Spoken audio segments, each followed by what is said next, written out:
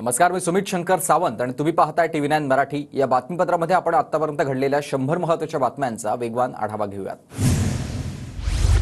न्यायदेवतेच्या डोळ्यांवरील काळी पट्टी काढलेली आहे। न्यायदेवतेच्या हातात आता तलवारीऐवजी भारतीय संविधान। सरन्यायाधीश धनंजय चंद्रचूड यांचा हा निर्णय। भाजप केंद्रीय निवडणूक समितीच्या बैठकीत 110 नावं निश्चित। बैठकीत 110 नावांवर शिक्कामोर्तब झाल्याची सूत्रांची माहिती आहे। भाजपच्या उमेदवारांची नावं शुक्रवारी जाहीर होणार असल्याची सूत्रांची माहिती आहे। महायुतीमध्ये 245 जागांवर एकमत। उर्वरित 43 जागांवर दिल्लीमध्ये चर्चा होणार। तर बावनकुळेंची भूमिका वैयक्तिक, पक्ष श्रेष्ठ निर्णय घेतील। बावनकुळेंच्या मागणीवर शिवसेनेच्या संजय शिरसाट यांचं वक्तव्य। महायुती सरकारनं रेड कार्ड जाहीर करायला हवं होतं। गेल्या 2.5 वर्षात भ्रष्टाचारी सरकारकडून महाराष्ट्राची लूट। महायुतीच्या रिपोर्ट कार्डवरून नाना पटोलेंची टीका। विधानसभेची निवडणूक एका टप्प्यामध्ये सरकारनं भीतीपोटी एकाच टप्प्यात निवडणुका घेण्यास सांगितल्या। एकनाथ खडसे यांचा सरकारवर गंभीर आरोप। 1999 नंतर 2 टप्प्यात कधीच निवडणुका झाल्या नाहीत। एकनाथ खडसे यांच्या बोलण्याला काही अर्थ नाही, गुलाबराव पाटलांचं उत्तर। सरकार विरोधात पत्र लिहून सतीश चव्हाण नॉट रिचेबल असल्याची माहिती। सतीश चव्हाण महायुतीमधून बाहेर पडणार असल्याची चिन्ह।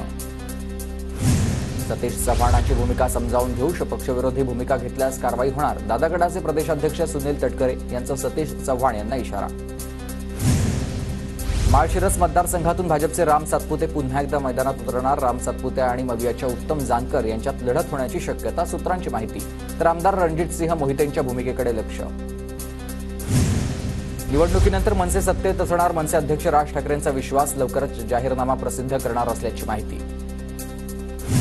ययाती नाईक आणि सुनील महाराजांनी घेतली पवारांची भेट। मराठवाड्यामध्ये 3 बंजारा उमेदवार देण्याची मागणी। ययाती नाईक पुसद विधानसभेसाठी इच्छुक आहेत। आचारसंहिता जाहीर होताच माजलगावमध्ये मुस्लिम आणि दलित समाजाची बैठक। बीड जिल्ह्यामधील 6 पैकी एका मतदारसंघात मुस्लिम समाजाला प्रतिनिधित्व देण्याची पवार गटाकडे मागणी। 2019ला राष्ट्रवादीने मला बळीचा बकरा केला। शरद पवार गटाचे नेते धाराशिवमधील संजय निंबाळकर यांचा आरोप आहे। तर पक्षाकडे माणूस नव्हता म्हणून मला तिकीट दिलं होतं, संजय निंबाळकर यांचं वक्तव्य। पारनेरमधल्या विविध पक्षांच्या नेत्यांचा अजित पवार गटामध्ये प्रवेश। सुजित झावरे, काशीनाथ दाते, विजय औटींचा प्रवेश संपन्न। सुजित झावरे किंवा विजय औटींपैकी एकाला तिकीट मिळण्याची शक्यता आहे। विजय औटींची लायकी नाही, त्यांच्याबद्दल विचारू नका। राजकारणात फालतू गोष्टींना महत्त्व द्यायचं नसतं, निलेश लंकेंची विजय औटींवर टीका। भरणेंनी स्वतःसाठी 4 एकरामध्ये मोठमोठे बंगले बांधलेले आहेत। ठेकेदाराकडून 4 कोटींची लँड क्रुझर गाडी घेतली आहे। त्या बदल्यामध्ये जवळच्या बगलबच्चांचे आणि ठेकेदारांचे खिसे भरण्याचं काम त्यांनी केलं। संवाद यात्रेतून अंकिता पाटील यांचा दत्तात्रय भरणेंवर गंभीर आरोप आहे।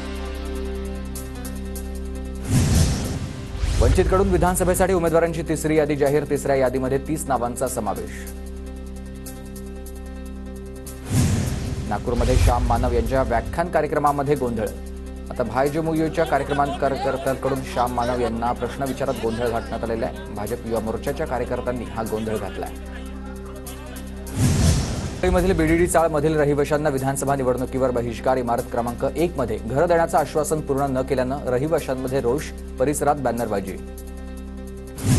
विष्णोई समाज हिंदू राष्ट्र मानणारा सलमान खाननं हिंदू धर्म आस्थेचा मुद्दा पाहिला पाहिजे। सलमान खाननं शंकराचार्यांशी संवाद वाढवावा, सदावर्तेंचं वक्तव्य। माझा एन्काउंटर करण्याच्या कटामागे कुणाचा हात होता, चौकशी करा, गुणरत्न सदावर्तेंची मागणी। पवारांवर संशय असल्याचा गुणरत्न सदावर्तेंचा आरोप। बाबा सिद्दीकींच्या हत्येचा संपूर्ण कट पुण्यातच रचला। 3 महिन्यांपूर्वीच आरोपींकडून हत्येची तयारी, पोलिसांच्या तपासात माहिती समोर। सलमान खानच्या घराची रेकी करणाऱ्या आरोपीस पानिपतमधून अटक करण्यात आलेली आहे। बिष्णोई गँगचा शार्प शूटर सुक्खा कलुया नवी मुंबई पोलिसांच्या ताब्यात।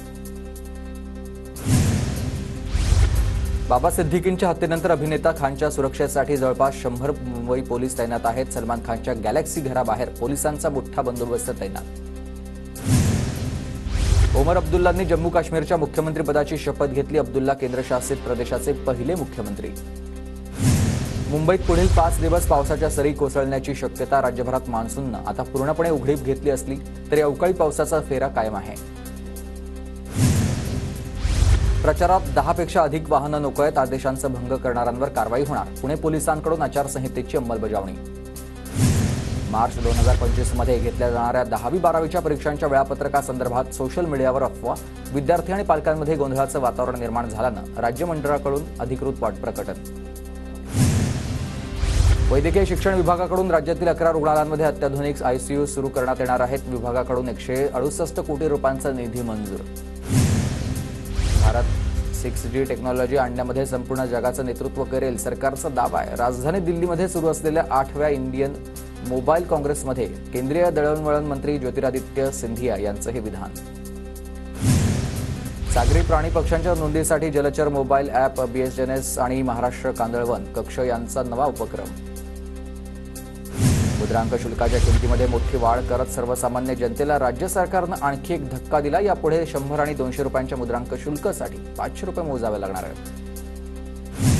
केंद्राच्या कर्मचाऱ्यांची दिवाळी गोड होणार आहे. आता एनडीए सरकारकडून दिवाळीपूर्वी महागाई भत्ता 3% वाढवण्याचा निर्णय.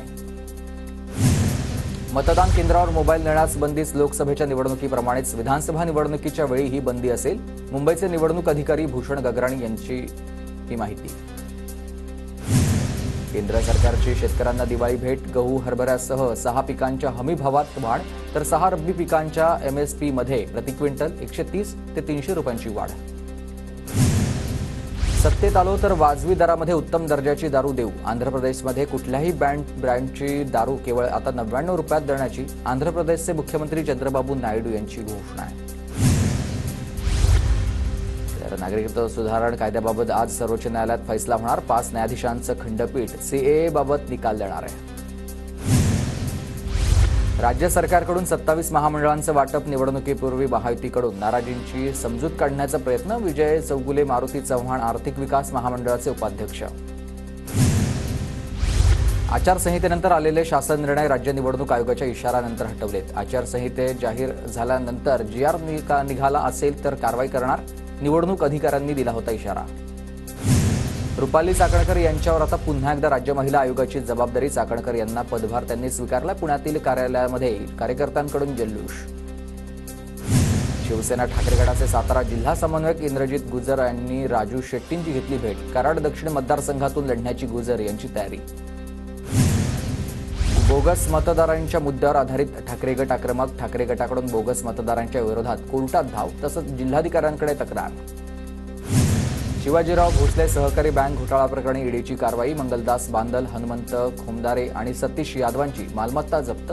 पुणे, सोलापूर, अहमदनगरमधील 85 कोटींची मालमत्ता जप्त. दुसऱ्या दिवशी पथकराचा गोंधळ कायम आहे. फास्टॅगमधून पैसे कापल्याचे अनेक वाहनधारकांना संदेश.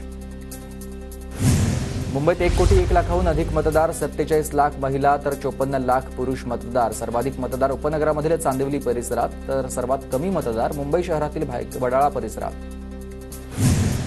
पिंपरी चिंचवड शहरातील पाणीपुरवठा गुरुवारी बंद, तर शुक्रवारी पाणीपुरवठा नियमित आणि कमी दाबानं होणार. पाणीपुरवठा विभागाची माहिती.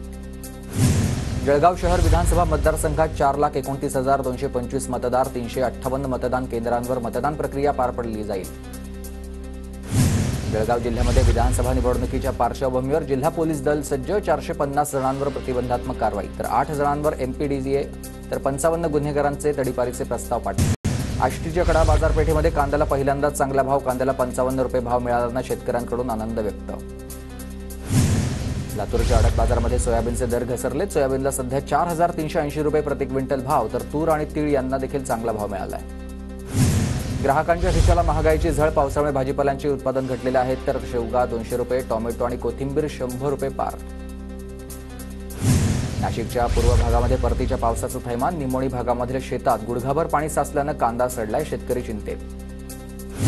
नाशिकच्या येवल्यामध्ये कृषी उत्पन्न बाजार समितीमध्ये अचानक आलेल्या पावसामुळे मालाचं नुकसान झालं. हजारो क्विंटल मका भिजल्यानं शेतकऱ्यांचं मोठं नुकसान. मुंबई गोवा महामार्गावरील परशुराम घाटावर संरक्षक भिंत कोसळली. महामार्गाच्या कॉन्क्रिटिक रोड खाली गेल्यात. मोठ्या प्रमाणात माती कोसळून गेलेली आहे आणि महामार्गाच्या एकेरी मार्गावरूनच आता वाहतूक सुरू आहे. गोंदिया जिल्ह्यात सुरू असलेल्या पावसामुळे शेतकऱ्यांची चिंता वाढली आहे. धान पिकावर संकट येण्याची शक्यता. बीडच्या शासकीय ITला आता दिवंगत लोकनेते विनायक मेटेंचं नाव. शिवसंग्राम संघटनेकडून निर्णयाचं स्वागत. जळगावच्या रावेरमधील खिरोदा इथं विद्यालयासमोर पालकांचं उपोषण. शाळेत पाल्याची फी भरल्याची पावती दिली जात नसल्यानं पालक आक्रमक झालेत.